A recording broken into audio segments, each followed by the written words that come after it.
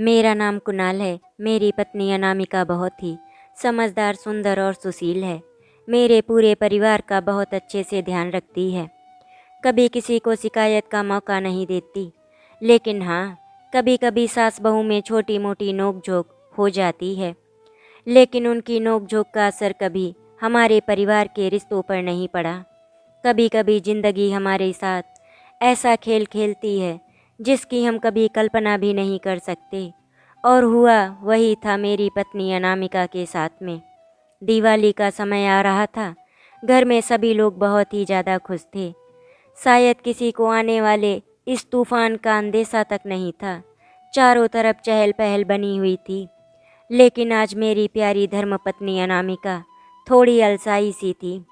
इसीलिए मैंने उसको देखते ही पूछा, क्या बात है अनामिका, तुम इतनी उदास क्यों हो? सब ठीक तो है ना?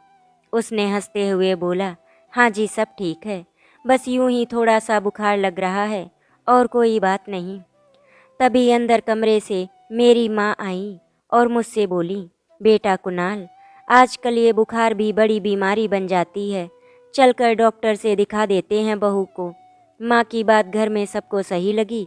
तभी मेरी बहन श्वेता ने भी मुझसे कहा कि भैया जाओ भाभी को डॉक्टर से दिखवा लाओ, क्योंकि भाभी को 3 दिन पहले भी बुखार आया था। तब भाभी ने दवा खा ली थी, उसके बाद उनका बुखार उतर गया था। इसीलिए उन्होंने किसी को कुछ नहीं बताया था। लेकिन मुझे पता चल गया था, क्योंकि मैं रसोई में पानी लेने गई थी तो भाभी को चक्कर आ गया था। तभी मैंने उनको पकड़ा।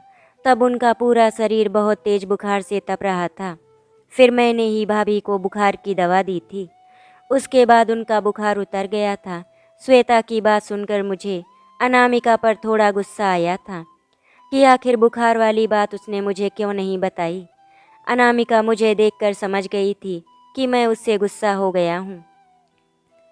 इसीलिए उसने बड़ी ही मासूमियत के साथ कान पकड़कर सॉरी बोल दिया था।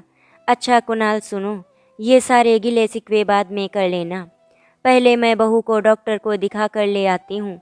तुम अभी ऑफिस जाओ, जैसा भी होगा मैं तुम्हें बता दूंगी। थोड़ी देर में अनामिका तैयार होकर आ जाती है और माँ उसको लेकर डॉक्टर के पास चली गई। माँ वापस आते ही बोली कि सब कुछ नॉर्मल है। डॉक्टर ने बोला है चिंता करने की कोई बात नहीं, बस एहतियातन कुछ टेस्ट करवाने को बोला है।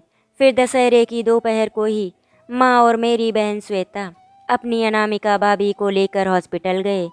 वहाँ टेस्ट होने के बाद सब लोग वापस आ गए। वहाँ पर बताया गया कि रिपोर्ट 2 दिन के बाद मिलेगी। तब तक डॉक्टर ने जो दवाइयाँ दी थी उनको अनामिका लेती रहेगी। 2 दिन बाद मैं रिपोर्ट लेने गया। आधे घंटे में मुझे सभी रिपोर्ट्स मिल गईं। मैंने उनसे पूछा भी कि डॉक्टर साहब सब नॉर्मल तो है? उन्होंने कहा कि सब नॉर्मल ही है। फिर भी आप फिजिशियन से मिल लीजिए, हमारे फैमिली डॉक्टर कपूर साहब, जो मेडिसिन के विशेषज्ञ भी हैं। उनको हमने रिपोर्ट्स दिखाई। रिपोर्ट्स देखते ही डॉक्टर साहब थोड़े गंभीर दिखाई देने लगे। मैंने उनकी तरफ देखकर पूछना चाहा कि आखिर बात क्या है, पर मेरे बोलने से पहले ही उन्होंने मुझसे कहा कि कोई खास बात नहीं है, आप चिंता मत कीजिए। उन्होंने कुछ मेडिसिन लिख कर दी और कहा कि समय से लेते रहिए। डॉक्टर साहब के चैम्बर से निकलते समय उन्होंने मुझे रुकने का इशारा किया। मैं वहाँ रुक गया। डॉक्टर साहब ने बोला कि मैडम कहीं ऐसी जगह गई थी क्या जहाँ पर गंदगी ज़्यादा हो? मैंने इनकार में सिर हिलाया, क्योंकि अनामिका ऐसी किसी जगह तो गई ही नहीं थी। फिर मैंने उनसे पूछा, सर कोई चिंताजनक बात है क्या? डॉक्टर साहब ने थोड़ा गंभीर होते हुए बताया कि मैडम के ब्लड में इन्फेक्शन है, दवा लेती रहेंगी तो कुछ दिन में ठीक हो जाएंगी। फिर हम केमिस्ट की दुकान पर गए, दवा ली और वापस घर आ गए। अगले 2 दिन तक सब कुछ सामान्य रहा। अनामिका की तबीयत में भी काफ़ी सुधार लग रहा था। और फिर तीसरे दिन मैं अपने काम पर चल पड़ा।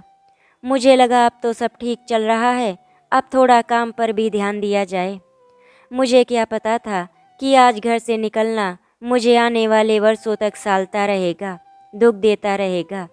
दिन में करीब 2 बजे मेरी मम्मी का कॉल आया और बोली, कुणाल बेटा घर आ जाओ जल्दी से, अनामिका की तबीयत थोड़ी ज़्यादा खराब हो गई है। मैं भागा भागा सा घर आया। पता चला कि उसके पेट में बहुत ज़्यादा दर्द था।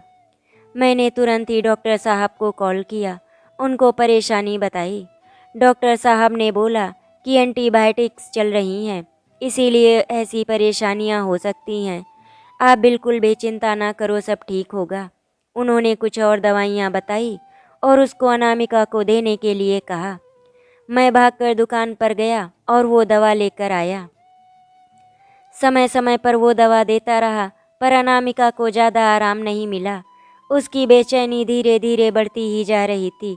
उसको बहुत ही ज़्यादा घबराहट महसूस हो रही थी। उसको इस तरह से बेचैन देखकर मुझे समझ में नहीं आ रहा था कि मैं क्या करूं। शाम को वापस मैं डॉक्टर साहब से मिलने आयुष्मान हॉस्पिटल गया। उनको सारी बात बताई। डॉक्टर साहब ने इस बार कुछ अलग दवाएं प्रिस्क्राइब्ड की। बोले ये दवा ले जाकर दो, 100% आराम मिलेगा।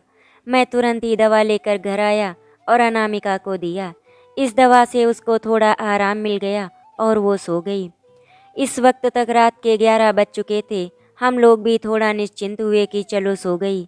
हम लोग भी खाना खाकर आराम करने लगे। पर होनी को कहाँ कोई टाल पाया है। वो कहते हैं ना कि होई वही जो राम रच राखा। रात के लगभग या फिर ये कहें सुबह के 3 बज रहे थे जब माँ ने मुझे और पापा को जगा रही थी। हम सब हड़बड़ा के उठ गए। माँ ने बताया जल्दी चलो सब लोग, अनामिका का पूरा शरीर ठंडा सा पड़ गया है। मैंने तुरंत ही बीपी चेक किया, पर मशीन में कुछ भी नहीं आ रहा था। घर के सभी लोग अनामिका के हाथ पैर की मालिश करने लगे। 5 बजे के आसपास उसके शरीर में थोड़ी गर्मी सी आई, पर हालत अभी भी खराब ही थी। सब ने बोला कि जल्दी से जल्दी अनामिका को हॉस्पिटल ले जाओ। हम भी फटाफट तैयार हो गए और यहाँ पर हमारी बदकिस्मती देखिए।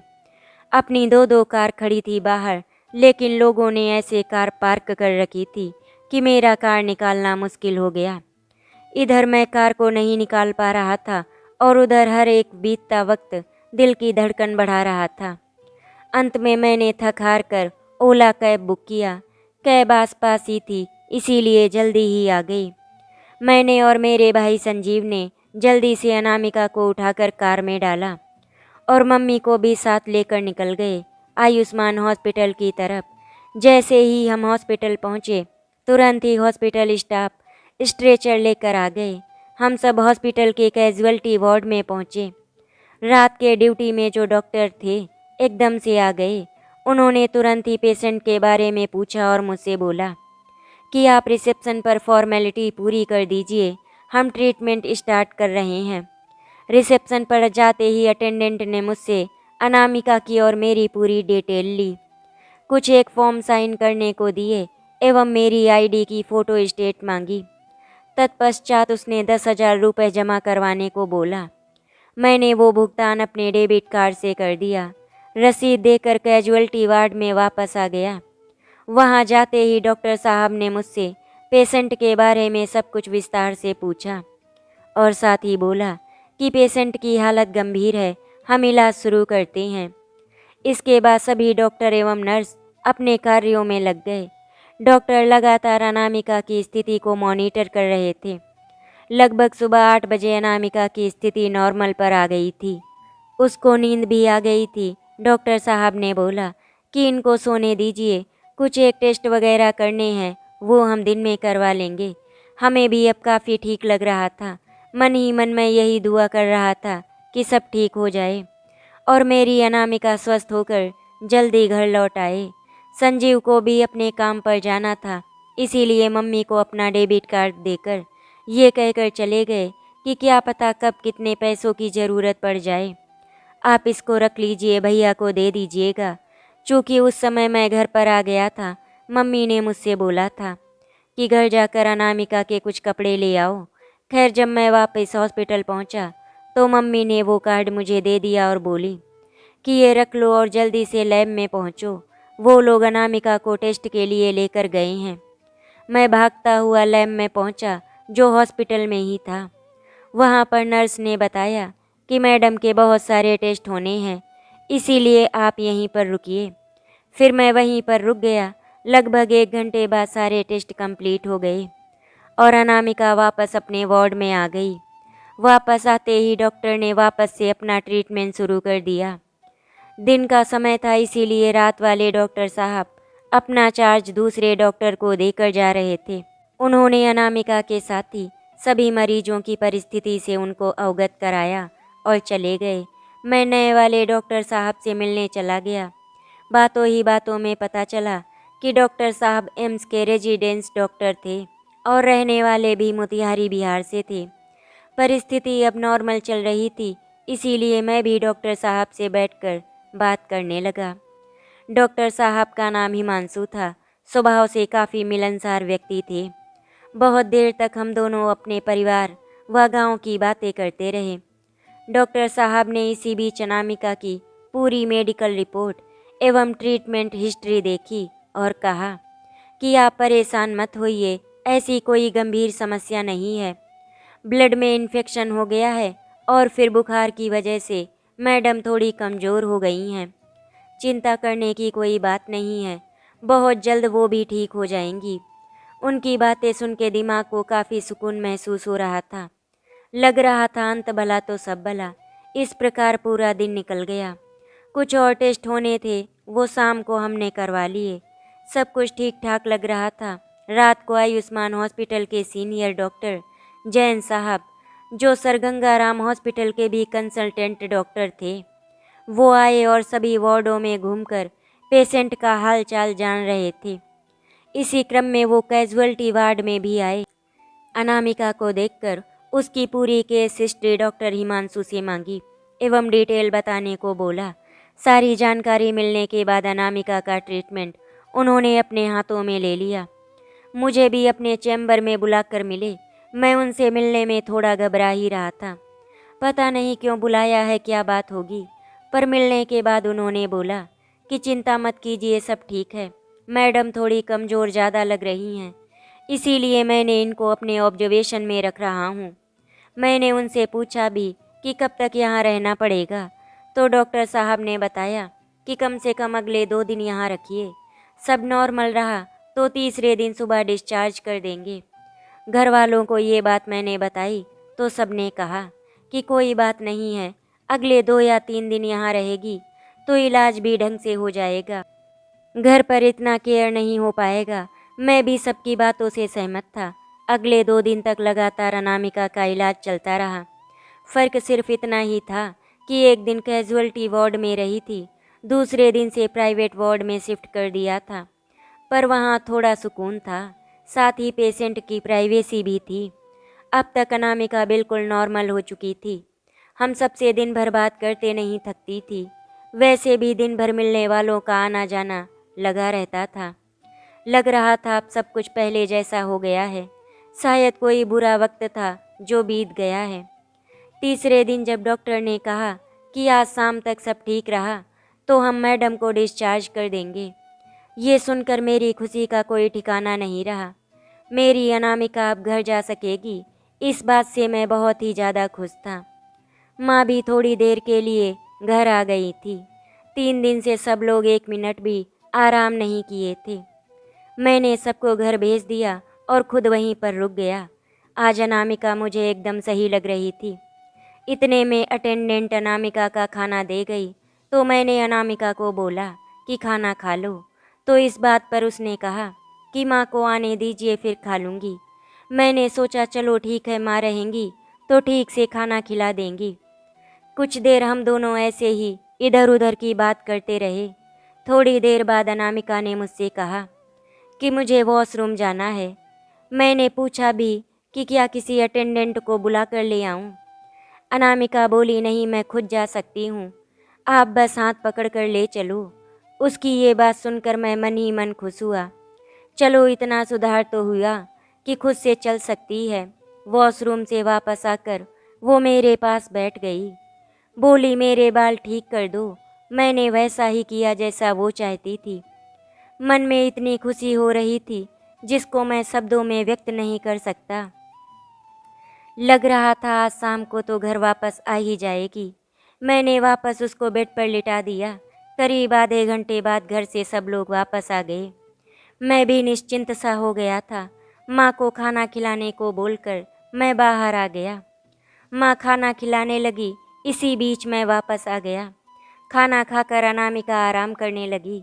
अभी 15 मिनट ही बीते होंगे कि अनामिका एकदम से बेचैन होकर उठ बैठी। माँ ने पूछा भी कि क्या हुआ। उसने बोला, कुणाल मेरा जी बहुत ज़्यादा घबरा रहा है। मुझे लगता है मैं बचूंगी नहीं कुणाल, मैं अभी मरना नहीं चाहती, प्लीज़ मुझे बचा लो। उसकी बातें सुनकर मुझे रोना आ रहा था, लेकिन मैंने अपने आप को संभाल लिया था। अनामिका मेरी बात ध्यान से सुनो, तुम्हें कुछ नहीं होगा, तुम बिल्कुल ठीक हो जाओगी। तुम बिल्कुल भी चिंता मत करो, हम सब एक साथ बहुत जल्दी घर जाएंगे, डॉक्टर ने बोला है। तुम थोड़ा सा शांत हो जाओ। और फिर तभी उसको उल्टियाँ होने लगी। मैं भागकर डॉक्टर को बुलाने गया। आते ही डॉक्टर ने 2-3 इंजेक्शन दिए एवं नर्स को बोला कि तुरंत ऑक्सीजन लगा दो। इतना सब कुछ करने के बाद भी अनामिका की उल्टियाँ बंद नहीं हो रही थी। समय बीतने के साथ ही हमारी एवं डॉक्टर साहब की भी बेचैनी बढ़ने लगी। अभी 10 मिनट और बीते होंगे कि डॉक्टर साहब ने बोला कि पेशेंट को तुरंत आईसीयू में भर्ती करना पड़ेगा। आप कंसेंट फॉर्म साइन कर दो। मैंने तुरंत ही फॉर्म साइन कर दिया। तब तक मेडिकल टीम अलर्ट हो चुकी थी। अनामिका को फौरन ही आईसीयू में ले जाया गया। हमारी स्थिति ऐसी थी कि कुछ भी समझ में नहीं आ रहा था। तभी तक तो अनामिका एकदम ठीक थी, इतने अच्छे से खाना खाया और बातें कर रही थी। फिर अचानक ऐसा क्या हो गया। डॉक्टर ने मुझे बुलाकर तुरंत ही एक प्रिस्क्रिप्शन दिया और बोला, ये सारी दवाइयाँ ले आइए। मैं लगभग दौड़ता हुआ मेडिकल स्टोर तक गया और भागकर दवा लेकर आया। अगले 2 घंटे बहुत ही बेचैनी भरे थे। हम सब सिर्फ दुआ ही तो कर सकते थे और कुछ भी हमारे हाथ में नहीं था। एन के प्रकार ये वक्त भी बीत रहा था। 2 घंटे बाद डॉक्टर साहब ने बताया कि अब अनामिका की तबीयत ठीक है, आप लोग एक एक करके आईसीयू में जाकर मिल सकते हैं। सबसे पहले माँ गई, फिर श्वेता, क्योंकि श्वेता को जैसे ही पता चला कि भाभी की हालत ज़्यादा खराब हो गई है, इसीलिए वो भी देखने के लिए चली आई थी। दरअसल अनामिका और श्वेता का रिश्ता ननद भाभी का रिश्ता नहीं था। उन दोनों के बीच बहुत ही अच्छी दोस्ती थी। श्वेता के आने पर मैं गया। मैंने देखा तो अनामिका मुझे बहुत कमज़ोर सी लग रही थी, लेकिन होश में थी। मैं उसके पास बैठ ही गया। थोड़ी बातचीत करने की कोशिश की तो वो बात करने लगी। धीरे धीरे मैंने उसका हाल चाल जानना चाहा, तो फिर उसने बताया कि अब ठीक लग रहा है। ऑक्सीजन पर उसकी सांसें चल रही थी। मैं अनामिका से बातचीत करके डॉक्टर के पास पहुंचा। मैंने जानना चाहा कि ऐसा क्या हुआ कि तबीयत एकदम से इतनी बिगड़ गई। डॉक्टर साहब ने बोला कि अभी टेस्ट के लिए सैंपल भेजा है, रिपोर्ट आने दीजिए, तभी परिस्थितियां स्पष्ट हो पाएंगी। रात 10 बजे के आसपास रिपोर्ट आई। पता चला कि ब्लड में इन्फेक्शन बढ़ गया है। परिस्थिति बिगड़ती ही जा रही थी, कुछ समझ में नहीं आ रहा था। डॉक्टर अपनी बेहतर से बेहतर सेवाएं दे रहे थे। कभी अनामिका एकदम से ठीक हो जा रही थी और कभी उसकी हालत बहुत ज़्यादा बिगड़ जा रही थी। किसी तरह रात गुजर गई। सुबह जब आईसीयू में मिलने गया तो अनामिका रात से थोड़ी बेहतर लग रही थी। आज उसके बात करने का तरीका भी बेहतर था।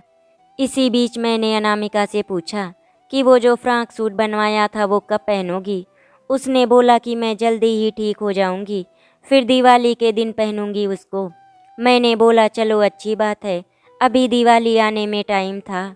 2 दिन तक आईसीयू में रहने के बाद अनामिका काफ़ी बेहतर हो गई थी। तीसरे दिन मैं उससे मिलने गया। वो मुझे एकदम तरोताज़ा लग रही थी। मैंने उससे पूछा कि क्या मैं घर से हो आऊँ। उसने बोला हाँ हो आओ, पर जल्दी आ जाना। मैंने सहमति में सिर हिलाया और घर आ गया। इस समय वहाँ पर सिर्फ पापा बैठे हुए थे। मैं घर आकर फ्रेश हुआ। माँ ने पूछा कि चाय पियोगे। मैंने हाँ बोला। माँ चाय बनाकर दे गई। मैं अभी चाय पी ही रहा था कि मेरे फ़ोन की घंटी बज उठी। स्क्रीन देखा तो पता चला कि आयुष्मान हॉस्पिटल का कॉल है। मैंने तुरंत ही फ़ोन पिक किया। उधर से जो मैंने सुना, सुनकर मेरी हालत ख़राब हो गई। मेरे मुंह से आवाज़ नहीं निकल रही थी। माँ घबराई हुई पूछने आई कि क्या बात है बेटा, कुछ तो बताओ। तू इतना परेशान क्यों हो गया? सब ठीक तो है ना? मेरे तो शब्द ही हलक में चिपक गए थे। बस इतना ही बोल पाया, माँ, अनामिका की तबीयत बहुत ज़्यादा सीरियस हो गई है। उन्होंने मुझे तुरंत हॉस्पिटल बुलाया है।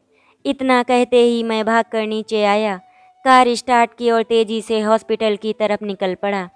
मैं एकदम से घबराया हुआ हॉस्पिटल पहुंचा। वहां आते ही डॉक्टर साहब से आईसीयू में मिला। अनामिका इस समय थोड़ा थोड़ा होश में थी। उसे सांस लेने में बहुत ज़्यादा तकलीफ हो रही थी। मैंने उससे बात करने की कोशिश की। उखड़ती सांसों के बीच थोड़ी बहुत बात उसने मुझसे की।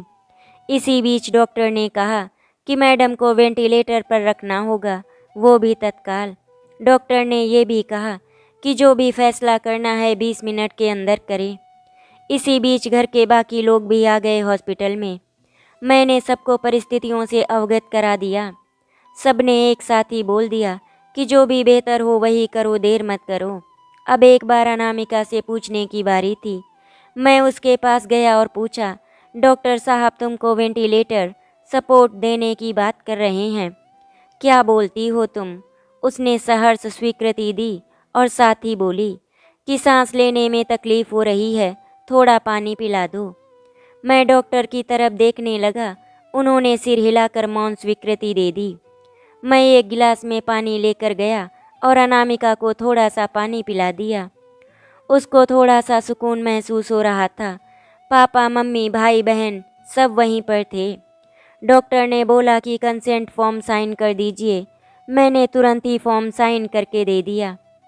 उसके बाद डॉक्टर्स अपनी आगे की प्रक्रिया में लग गए।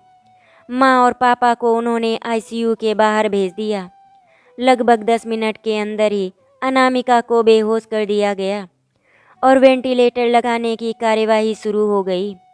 15 मिनट बाद जब मैं दोबारा आईसीयू में गया तो देखा कि अनामिका बेहोशी की अवस्था में सो रही है। वेंटिलेटर सपोर्ट लग गया था।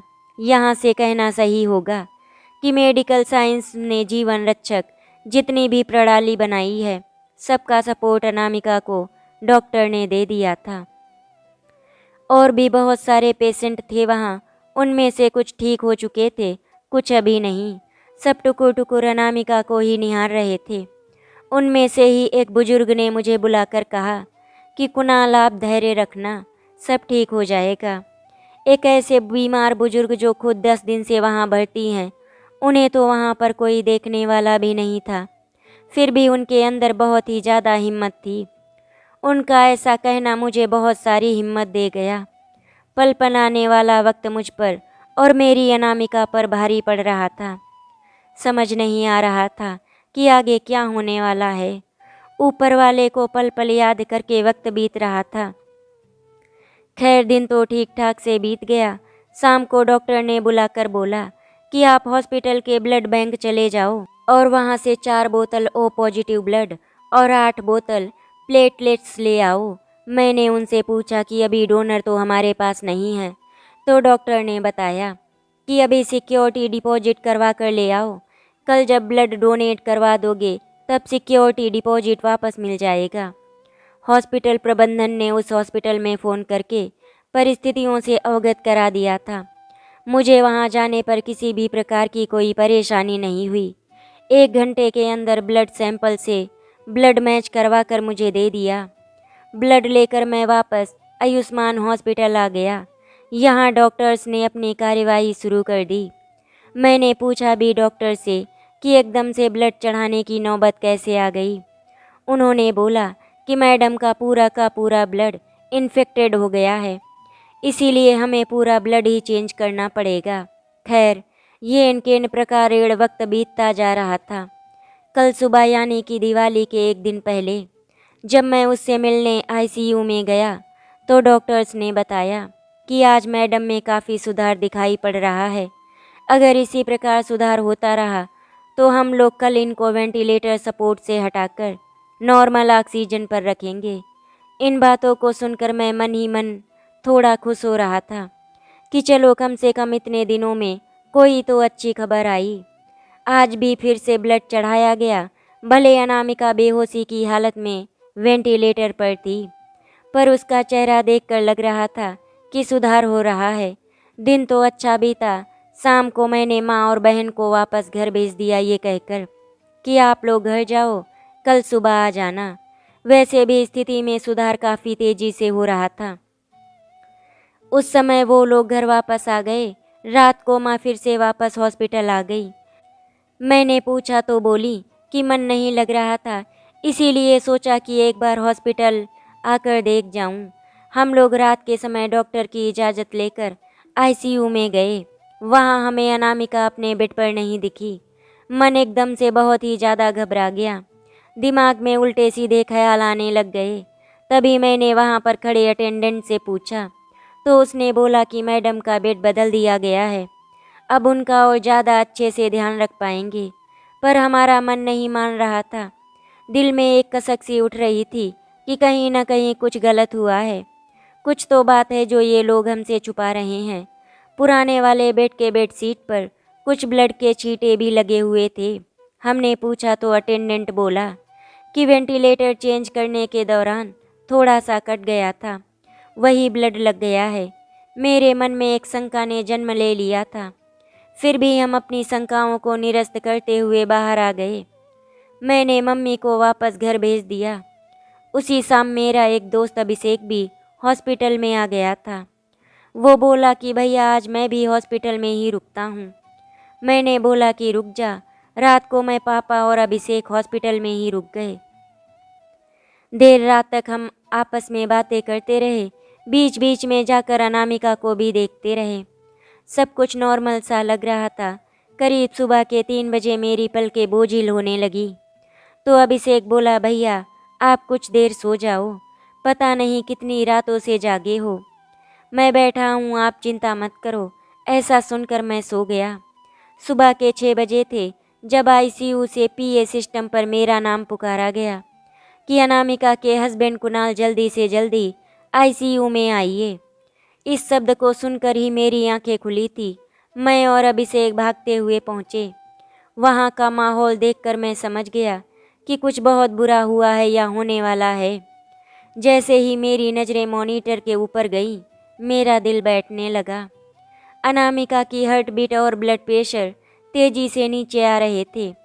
डॉक्टर उसे बचाने का पूरा प्रयास कर रहे थे। मैं डॉक्टर के कदमों में गिर पड़ा और कहने लगा कि डॉक्टर साहब कुछ कीजिए, मेरी अनामिका को बचा लीजिए। मैं उसके बिना रह नहीं पाऊँगा। कुछ तो होगा आपकी मेडिकल साइंस में जो मेरी अनामिका को बचा ले। प्लीज़ डॉक्टर साहब कुछ भी कीजिए, पर मेरी अनामिका को बचा लीजिए। पागलों की तरह मैंने सारे कंसेंट फॉर्म साइन कर दिए। डॉक्टर ने बोला कि एक अंतिम उपाय है। मैंने बोला फिर जल्दी कीजिए ना। इतना बोलकर मैं और अभिषेक रोते हुए आईसीयू के बाहर आ गए। तुरंत फ़ोन लेकर घर पर फ़ोन किया तो फ़ोन बहन ने उठाया। मैं सिर्फ इतना ही बोल पाया कि जल्दी से हॉस्पिटल आ जाओ। डॉक्टर्स अपना पूरा प्रयास कर रहे थे। लगभग 30 मिनट तक एडवांस कार्डियक लाइफ सपोर्ट देते रहे। इस बीच मेरे परिवार के सभी सदस्य, मेरे पड़ोसी, मेरे नज़दीकी रिश्तेदार, सभी लोग खबर मिलते ही हॉस्पिटल पहुंच गए। लगभग सुबह के 8 बजे होंगे जब डॉक्टर ने माँ को अंदर बुलाया।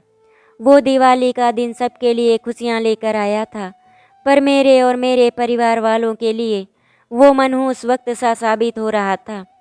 सबकी आंखों से आंसू बह रहे थे। अनामिका के मम्मी पापा नहीं थे। वो एक अनाथ लड़की थी, इसीलिए उसको अपने सभी रिश्ते बहुत ही प्यारे थे। हर कोई अनामिका से बहुत ज़्यादा प्यार करता था क्योंकि उसका व्यवहार ही ऐसा था। वो जिससे भी मिलती थी उसको अपना बना लेती थी। हम सब बाहर से अनामिका को निहारे जा रहे थे। तभी माँ रोते हुए बाहर आई और मैं समझ चुका था, जो कभी पूरी जिंदगी मेरा साथ निभाने का दम्भ भरती थी, जिसने हर कदम साथ चलने का वादा किया था, वो जिसने हमेशा हर बात पर नोक झोंक होती रहती थी, मेरी वो अनामिका अब इस नश्वर संसार को छोड़कर हमसे बहुत दूर हमेशा हमेशा के लिए जा चुकी थी। सब रो रहे थे, लेकिन मुझे ये तक समझ में नहीं आ रहा था कि मैं रोऊं या चुप रहूं। फिर मैंने चुप रहना ही उचित समझा। अगर मैं रोता तो सभी और भी ज़्यादा रोते। मुझे अभी अपने 7 साल के बेटे को भी देखना था, जिसे अनामिका अकेले छोड़कर चली गई। उस बच्चे की तो पूरी दुनिया ही उजड़ चुकी थी। खैर, जैसे तैसे हॉस्पिटल की कार्यवाही पूरी की, डेथ सर्टिफिकेट इशू करवाया, एम्बुलेंस का इंतजाम किया गया। अब घर वाले और पड़ोसी अड़ गए कि अंतिम संस्कार की सभी रस्में घर से संपन्न होंगी। किसी तरह मैंने उनको समझाया कि मेरी तो दुनिया आज उजड़ ही गई है, पूरे मोहल्ले की खुशियों को ग्रहण क्यों लगाया जाए। सबने दिवाली मनाने की तैयारी कर रखी होगी। पार्थिव शरीर के घर पर ले जाने से वहाँ का माहौल गमगीन हो जाएगा। अंत में सब लोग मेरी बात मान गए। फिर तय हुआ कि आयुष्मान हॉस्पिटल से सीधे शमशान घाट की ओर चलेंगे, वहीं पर सारी रस्में होंगी। खैर, पार्थिव शरीर को उठाकर एम्बुलेंस में रखा गया। पापा और दोस्त साथ में बैठे थे और हम लोग अपनी दूसरी गाड़ियों से शमशान के लिए प्रस्थान कर गए। इस अपने सफ़र में जहाँ खून के रिश्ते सफ़ेद होते नजर आए, मुझे वहीं दोस्ती के रिश्तों में अपना नायाब फर्ज निभाया था। अभी मैं शमशान के लिए जा ही रहा था कि अचानक से मुझे याद आया कि अनामिका ने मुझसे कहा था कि वो अपना फ्रॉक सूट दिवाली वाले दिन पहनेगी, और आज दिवाली भी है। उसने अपने पापा को फ़ोन करके बता दिया कि आप लोग तैयारी करो, मैं अभी आता हूँ घर से होकर। मैंने अपने दोस्त को गाड़ी घर की तरफ मोड़ने के लिए कहा। घर पहुंचकर मैंने तुरंत अनामिका का फ्रॉक सूट उठाया और शमशान की तरफ निकल गया। मैंने वो सूट अनामिका के ऊपर रख दिया। उसका फ्रॉक सूट उसके ऊपर रखकर मैं अपने आंसू रोक नहीं पाया और फिर वहीं पर मैं फूट फूट कर रोने लगा। शमशान में सारी विधि व्यवस्था पूरी होने के बाद अनामिका की अंतिम यात्रा निकली, जो मेरे मुखाग्नि देते ही संपन्न हो गई। फिर मैं उसके बाद कभी नहीं रोया था, आज भी नहीं रोता हूँ। अपने अश्कों को बस पी जाना ही मेरी नियति थी। दुख इस बात का नहीं कि वो क्यों गई, रोना सिर्फ इस बात पर आता है कि असमय क्यों चली गई। वो अच्छी तरह से जानती थी कि मैं उसके बिना नहीं रह सकता। नियति उसके बदले मेरी जान मांग लेती तो मैं हंसते हंसते दे देता। क्या हमारे प्यार का ऐसा दुखद अंत उस ऊपर बैठे मालिक ने अपने हाथों से लिखा था? आखिर मेरा कसूर क्या था जो ऊपर वाले ने मुझे और मेरे परिवार को इतनी बड़ी सज़ा दी? शायद इस प्रश्न का जवाब आज भी किसी के पास नहीं है और आगे भी कभी नहीं मिल सकता। आशा करती हूँ आपको हमारी कहानी अच्छी लगी होगी। अगर आपको हमारी कहानी अच्छी लगी तो वीडियो को लाइक एंड शेयर करें, चैनल को सब्सक्राइब करें। वीडियो देखने के लिए आपका धन्यवाद।